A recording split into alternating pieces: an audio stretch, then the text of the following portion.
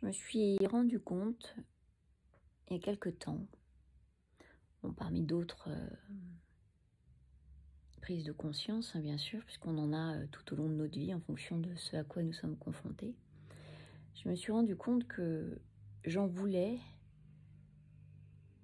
du moins la petite fille, à l'intérieur de moi, en voulait, à certains membres de ma famille,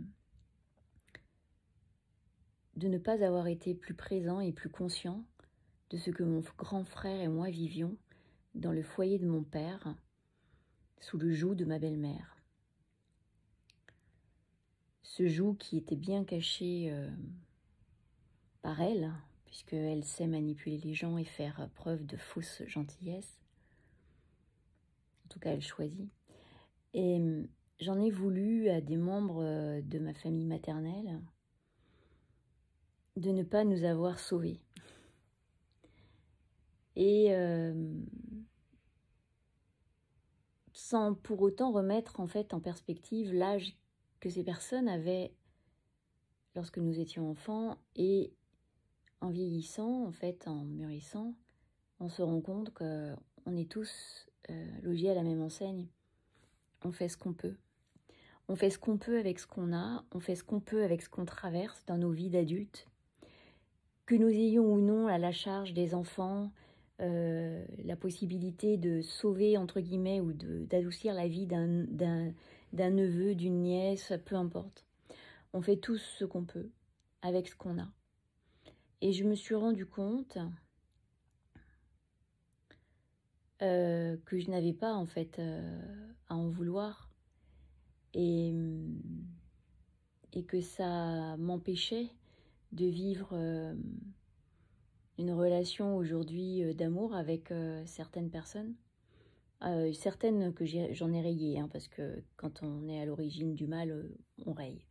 Mais quand on a juste été peut-être témoin, mais peut-être pas, parce qu'en fait on n'a pas totalement vu parce qu'on était préoccupé par autre chose, pourquoi l'enfant en moi était encore en fait malheureuse de ça ou victime. Ça nourrissait un peu encore la victime. Et pourtant dans ma vie, je ne fais pas la victime. Hein. Je ne suis pas la reine de la victimisation, et je l'ai été. Je l'ai été plus jeune. Ça ne veut pas dire que je suis émotionnellement parfaite, bien loin de là. Mais en attendant, j'ai tendance à prendre mes responsabilités. Par contre, parfois, on a mal des conséquences de moments où on ne les a pas prises, où on n'a pas su être qui on aurait aimé être. On aurait des moments où on aurait aimé réagir différemment, mais notre propre sphère nous empêche de le faire. Du moins, en tout cas, le moment où nous en sommes dans notre vie et notre travail, on n'a pas été capable. Même si les enjeux étaient conséquents. En tout cas, qui ont aujourd'hui des conséquences non négligeables. Mais toujours est-il que quand on regarde les propres jugements qui sont portés sur nous, les propres colères qui peuvent être portées ou les frustrations à cause d'actes ou de non-actes de notre part, eh bien, il faut qu'on regarde aussi là où nous-mêmes, nous avons en fait ce regard. Et avant d'espérer que ceux qui t'en veulent pour des choses diverses et variées, avouées ou non, adoucissent leur cœur, eh bien, regarde là où toi, ton cœur n'a pas été adouci et entretiens encore ça. Même si c'est la petite fille ou le petit garçon au fond de toi. Commence par apaiser ça. Parce que ça aussi, c'est de la remise en question. Avant de demander le pardon aux autres, pardonne toi-même. À ceux à qui tu n'as pas encore pardonné.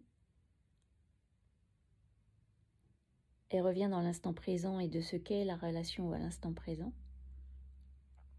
Et ensuite, espère que d'autres feront ce chemin ou pas. Et voilà. Mais regardons tous dans nos cœurs là où nous émettons aussi ce que nous n'avons pas envie de recevoir.